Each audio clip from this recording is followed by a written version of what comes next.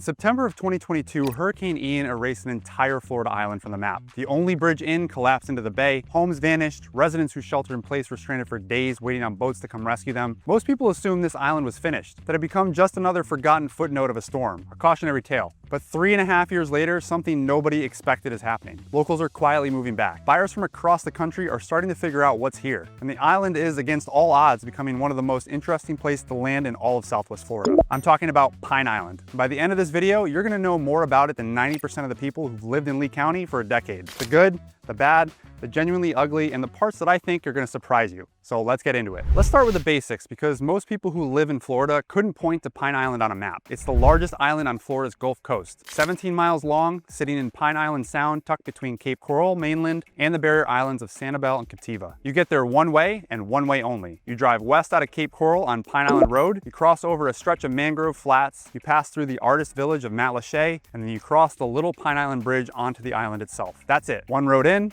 one road out. No back doors, no alternate routes. Now here's something important that almost everyone gets wrong. Pine Island is not a barrier island. Sanibel is a barrier island. Captiva is a barrier island. Pine Island sits behind them, protected on the Gulf side by those barrier islands, which makes it an estuary island. That distinction is going to matter a lot when we get to the hurricane story, because it changes how storms behave when they hit. It also changes the water around the island, which is shallower, calmer, and packed with seagrass beds and mangrove estuaries. It's why this is some of the best inshore fishing water in the entire state of Florida. Drive time from Cape Coral is about 30 minutes, from downtown Fort Myers about 45, from RSW International Airport about an hour. So it's not remote exactly, but it feels remote. And that feeling is the whole point. Pine Island isn't just one place. It's actually 4 very distinct communities strung along that single road, and each one has its own personality. If you're thinking about moving here or even just visiting, you need to understand the differences because they're pretty significant. The first stop before you even technically reach the island is Matlacha. It's that colorful little fishing village built on stilts over the water that you cross through on your way in. Pastel cottages, art galleries, tin roofs, pelicans on every dock piling. It's the most photographed place in all of Lee County, and for a good reason. It's walkable, it's quirky,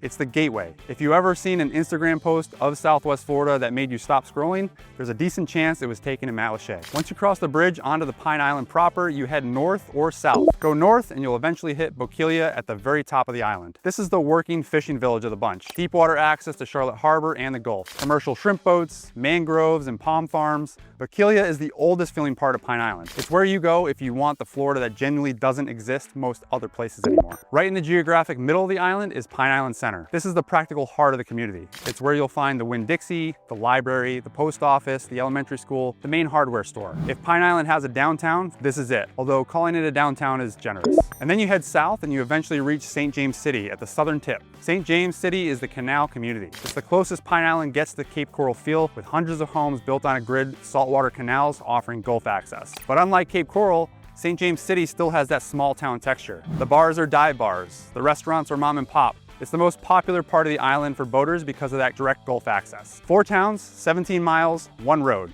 That's the layout. Okay, so why is this place special? Why am I making a whole video about it? Let me list what Pine Island doesn't have, because the list tells you more than what it does have. There are no high rises, none. The county has height restrictions in place that have kept the skyline low, and that means when you look across the water, you see mangroves and palms and roof lines, not condo towers. It looks the way Florida used to look. There are no chain restaurants, no Applebee's, no Olive Garden, no Chick-fil-A, no Starbucks. If you want a coffee on Pine Island, you're going to the local shop where the person behind the counter is going to remember your name or the order that you had on your 3rd visit. There are essentially no traffic lights. There are a couple of flashing signals at the main intersections, but the kind of stop and go grind that defines life in Fort Myers or Naples just doesn't exist here. There are no tourist hordes. Sanibel and Captiva get absolutely mobbed in season. Pine Island doesn't. Most tourists don't even know it exists, and the ones who do tend to be a self-selecting crowd of artists, anglers, and people who don't want to be around tourists. What you do have is dark skies. You can actually see stars at night. You have working farms growing mangoes, lychee, and palms. You have legendary local spots like Tarpon Lodge in Pine Island, Bert's Bar in Matlacha, the low-key Tiki, Woody's. You have an art community that's been here for generations, and that's woven into the culture of the place. And you have real estate that, dollar for dollar, gets you significantly more boat-accessible Florida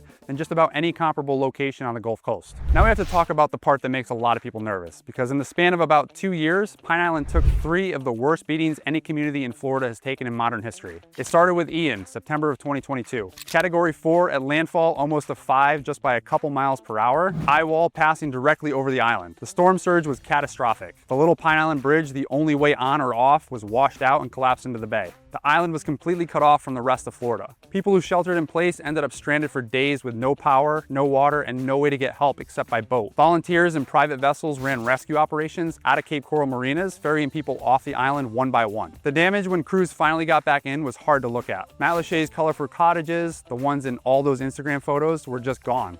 Flattened. St. James City had homes lifted off their foundations. Boats ended up in living rooms. A lot of people lost everything they owned. Some lost loved ones. Then, just as the community was finally finding its footing, Helene hit in September of 2024. It wasn't a direct hit, but the storm surge alone was enough to undo months of slow, careful rebuilding. And then 2 weeks later, Milton came through in October. A 1-2 punch that hit a community already on its knees. There were residents who had just finished rebuilding from Ian, who had just moved back into their newly repaired homes, and who lost everything a second time. So where does that leave Pine Island in 2026? In March of 2026, the Florida Department of Transportation cut the ribbon on the fully rebuilt Little Pine Island Bridge. It's been widened from 35 feet to 53 feet. It's been engineered for better drainage, better utility resilience, and better storm performance. It's not the same bridge that washed away in Ian. It's stronger. The Matlacha Community Center and the Pine Island Art Building, both gutted by the storm, were restored through FEMA public assistance and reopened in February of 2026. Matlacha itself is celebrating its 100th anniversary this year. The Art Association is back in its building. Classes are running, the galleries are open. The recovery isn't finished. There are still empty lots in St. James City. There's still homes being rebuilt in Matlacha. There are still families who never came back.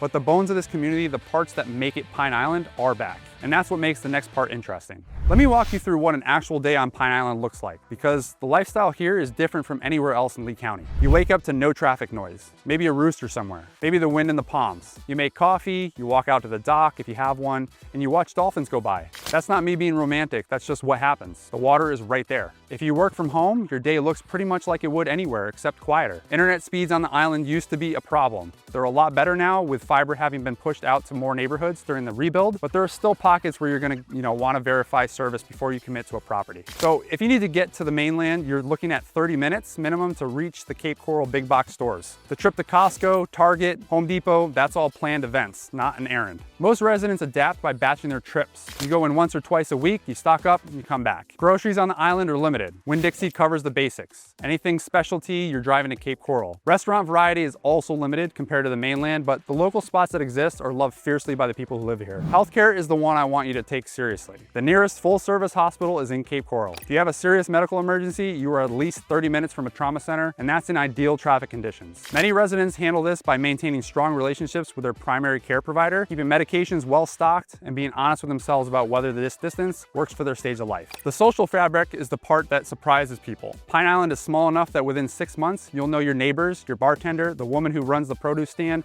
and probably the deputy who patrols your road. It's tight-knit in a way that's genuinely rare in modern Florida. If your roof needs help, someone's showing up. If you're new, someone's bringing you a key lime pie. It's that kind of place. And then there's the boating. If you don't boat now, you will. The culture here is built around the water. Tarpon season, snook season, redfish in the flats, dolphin pods in the sound, sandbars you can anchor at for a Sunday afternoon. The water is the whole point. I'm not going to sugarcoat this part because if you're seriously considering Pine Island, you deserve the unfiltered version. Hurricane vulnerability is real and it's not going away. The Atlantic Basin is an active phase. Pine Island sits in the geography that funnels storm surge. Anybody who tells you the next big one is decades away is either lying to you or selling you something. You need to plan financially and logistically for the assumption that another major storm will hit during your ownership. Insurance is brutal. Homeowners insurance in Florida is already among the most expensive in the country, and on Pine Island, you stack flood insurance, wind insurance, and sometimes separate hurricane deductibles on top of it. Some carriers won't write policies on the island at all. The carriers that will write policies have tightened their requirements significantly around roof age, elevation, and construction type. You need to get insurance quotes before you make an offer, not after. I've seen deals fall apart at the closing table because the buyer assumed insurance would be in line with what they paid their previous state. Single road dependency is a real issue. If Pine Island road floods, if there's an accident on the bridge, if there's a down line, you're stuck. That's just the reality of the single point of access.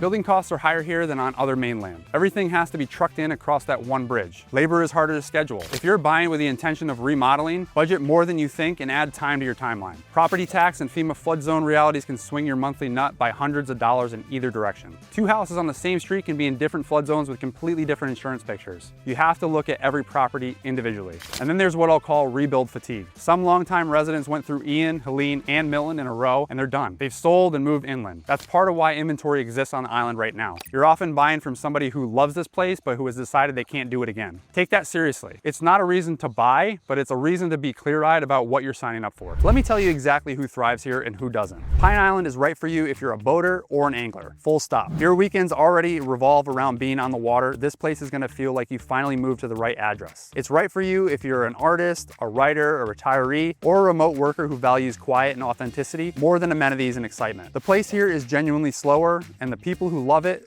specifically for that reason. It's right for you if you want old Florida before it disappears entirely, because it is disappearing. Every year, somewhere else in the state, another little working village gets bulldozed for condos. Pine Island has so far resisted that, but there are no guarantees. And it's right for you if you've been priced out of Sanibel or Captiva, but still want real Gulf access. Dollar for dollar, you're gonna get significantly more island here than you will on the barrier islands across the Sound. Now, who should skip Pine Island? If you need a fast access to a major hospital because of your age or your health, this is not the place. Be honest with yourself about that. If hurricane risk gives you genuine anxiety, you're gonna spend every June through November watching the tropical forest in a state of low-grade panic, your quality of life will suffer here. Some people can compartmentalize that risk, some can't. Know which one you are. If you want walkable urban amenities, restaurants on every corner, nightlife, shopping, a lot of social variety, Pine Island will feel isolating to you within about 90 days. And if you're buying as a pure investment play, chasing aggressive appreciation, there are easier markets to be in. Pine Island has value, but it's not a flip market, it's a hold market. Let me give you the actual numbers because this is where the rubber meets the road. In 2026, your entry point on Pine Island starts in roughly the low to mid 400s for an inland home, non-waterfront on a standard lot. That gets you a livable, modest home, often older, possibly needing updates. Move up into the 500s to the low 700s and you start getting into canal homes in St. James City with Gulf access, sailboat access in some cases, and dock potential. This is the sweet spot for a lot of buyers because you're getting genuine boatable Florida real estate at prices that would barely buy you in a condo on Sanibel. In the 700s to over $1 million, you're looking at well-positioned canal homes with direct Gulf access, updated construction, deeper water for larger boats, in some cases newer post-Ian builds that meet the latest codes. Those post-Ian builds are an underrated category, by the way, because they're often elevated higher, built with hurricane-rated windows and doors, and command lower insurance premiums than older comparable homes. Above $1 million, and you get into the trophy properties. Vigilia Point lots with deep water and big Gulf views, acreage on the bayside, the kind of properties that almost never come up. What you have to do with every single one of these properties is check 3 things before you fall in love. 1, the elevation certificate. 2,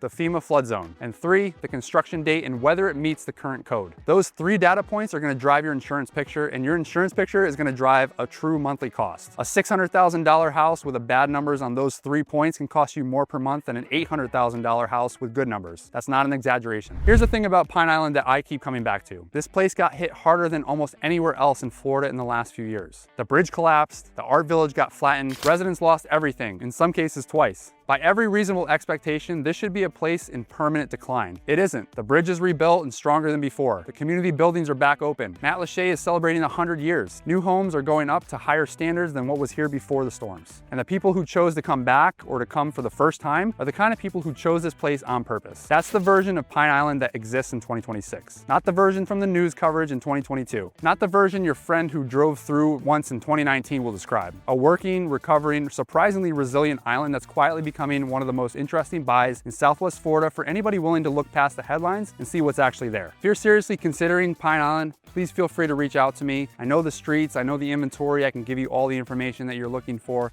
to make sure that you're making the right decision. You can contact me directly with the number on the screen, or you can find my information in the description. And if you're not quite ready to reach out, please feel free to download my relocation kit by scanning the QR code on the screen, or you can find it in the link in the description and the pinned comment. Pine Island can be a great place to live if you know what you're getting into. And if you don't, it can become one of the costliest mistakes you'll ever make in Southwest Florida. Now you guys know more than 90% of the people who've been living here in Lee County for a decade. I hope you enjoyed that. Thanks for watching. I'll see you in the next one.